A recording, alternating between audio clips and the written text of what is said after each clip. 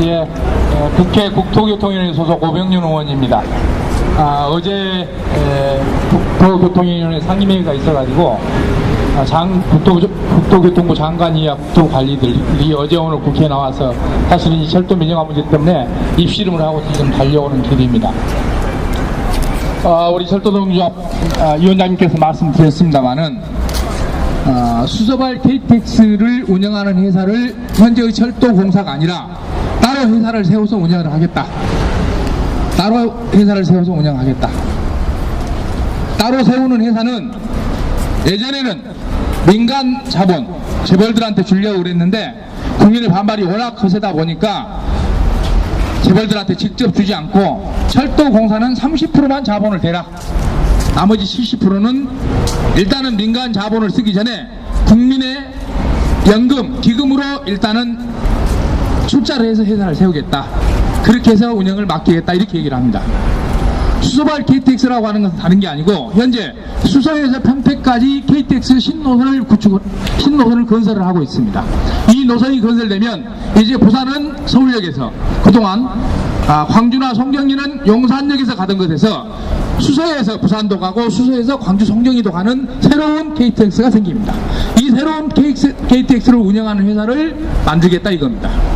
그것이 현재 민영화 계획입니다. 이 이유는 철도공사가 적자가 많으니까 경영 효율화를 위해서 민간 기업한테 운영을 하게 하겠다라고 하는 것입니다. 여기에는 크게 세 가지 문제가 있다고 저는 지적을 했습니다. 첫 번째, 이건 법 문제이긴 합니다만 간단하게 말씀드리면 현재 우리 법에는 철도 운영은 철도공사가 하게 되어 있습니다. 철도공사가 아닌 다른 회사가 철도를 운영하려면 법을 개정을 해야 됩니다. 근데 이 법 개정을 전혀 하지 않은 채 법 개정 국회가 하는데 국회에서는 아시다시피 민주당을 비롯해서 야당이 민영화에 대해서 반대를 하고 있습니다. 그래서 법이 통과되기가 쉽지가 않습니다. 그러니까 법을 그대로 놔둔 채 편법적으로 회사를 세우는 문제가 첫 번째 문제입니다. 두 번째로는 철도공사가 적자가 많아서 경영 효율화를 기하기 위해서는 다른 회사에 맡겨야 된다고 얘기를 합니다. 그러면 철도공사가 왜 적자가 있는지를 우선 진단을 해야 됩니다. 그런데 철도공사 적자가 지금 한 13조 정도 되는데요. 철도공사 적자라고 하는 것은 어떻게 생겼냐 그러면은 철도청에서 철도공사로 나올 때 철도청이 있을 때는 국가가 모든 자본을 대서 철도를 운영을 해왔어요. 그러다가 철도공사로 분리가 되면서 부산까지 KTX 건설했던 KTX 건설 비용 중에 4조 5천억, 그리고 서울에서 아시다시피 지금 영종도 국제공항 하는 이 건설 비용 1조 2천억, 합해서 5조 7천억을 철도공사 부채로 안고 출발을 했어요. 5조 7천억을 부채로 안고 출발했습니다. 그러다 보니까 이 5조 7천억에 대한 이자가 1년에 몇 천억씩 나갑니다. 이것이 철도공사의 부채의 첫 번째 원인이고, 두 번째로는 철도공사는 여러분 고속버스는 수지 타산이 안 맞으면 안 갑니다. 이익이 남는 곳만 다닙니다. 철도는 어떻습니까? 상간 벽지를 다 다닙니다. 강원도 꼴짝꼴짝, 경상도 꼴짝꼴짝, 전라도 꼴짝꼴짝을 다 다닙니다. 그래서 각 역마다 다 씁니다. 사람이 한 명이 타든 두 명이 타든 다 서게 되어 있습니다. 왜? 철도는 공공교통이기 때문에 적자가 난다고 해서 철도를 없앨 수가 없습니다. 만약에 철도를 없애버리면 적자가 난다고 하는 강원도 산골짜기, 저기 태백이라든가 정선 이쪽에 역도 없애고 노선을 없애버리면 주민의 불편이 생기기 때문에 적자를 보면서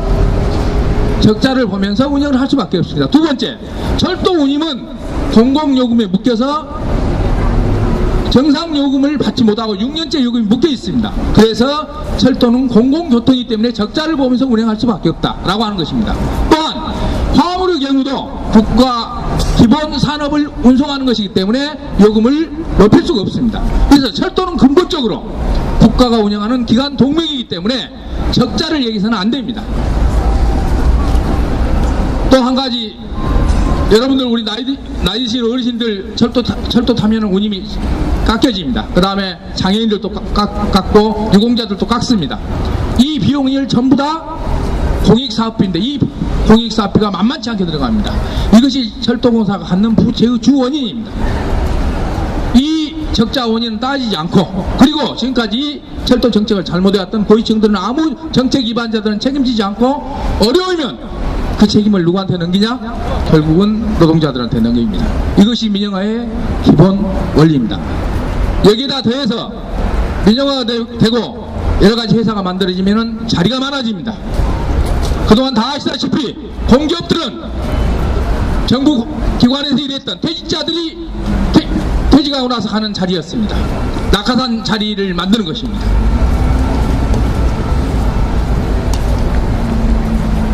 길어지면 안 돼서 마쳐야 될 것 같습니다. 그러면 결국 이렇게 민영화되면 어떤 문제가 발생하냐? 간단합니다.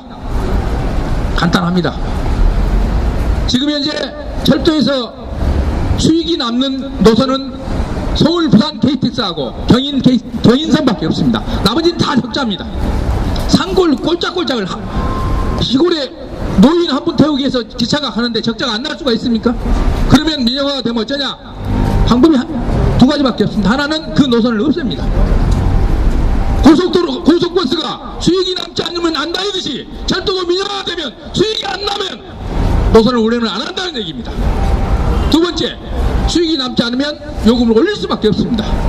철도공사가 봤을 때는 국가기관이 하기 때문에 대중교통요금 수도료 전기료 묶듯이 묶어놓을 수 있지만 민영화되면 요금을 올리는 걸 막을 수가 없습니다. 영국이 민영화돼서 요금이 얼마나 올랐는지 아십니까? 그래서 민영화를 반대하는 겁니다. 그래서 민영화를 반대하는 겁니다. 적어도 전기, 가스, 수도, 철도 등 국민의 손과 발, 그리고 마실 물, 일상적으로 켜는 전기는 민영화에서는 안 된다는 것입니다.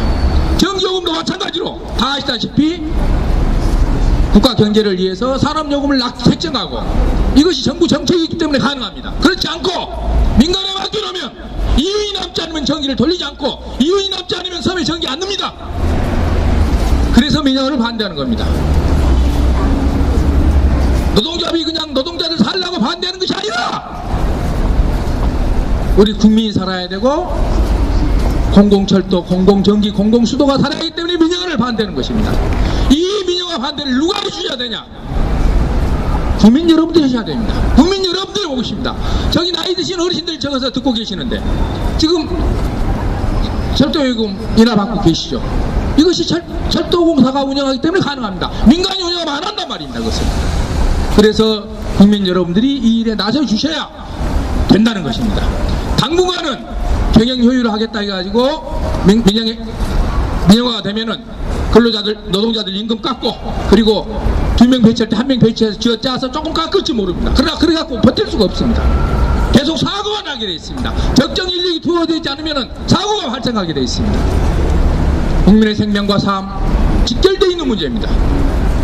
이 점을 우리 시민들이 잘 아셔서 이 문제를 단순히 철도 노동자들이 반대하는 문제가 아니라 국민 여러분들이 맞구나, 적어도 철도, 전기, 가스, 수도 등 공공재 국민 모두가 이용하는 것은 재벌의 사익을 위해서 재벌에 넘기는 그런 일은 없어야 되겠다.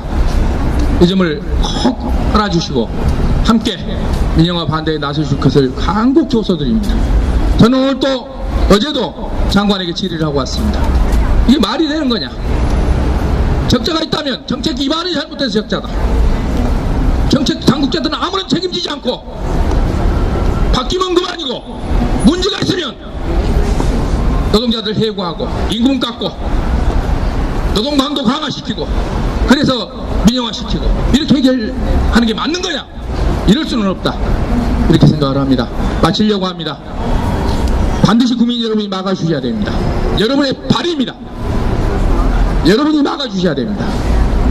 이걸 막지 못한다면 당대를 살아가는 우리뿐만 아니라 커나오는 미래의 우리 후손들에게 철도를 완전히 망치는 길로 이끌게 되기 때문에 반드시 지금 이 시기에 이걸 막아주셔야 되고 국민 여러분이 여론으로 호응해서 이걸 막아주시기를 다시 한번 호소드립니다.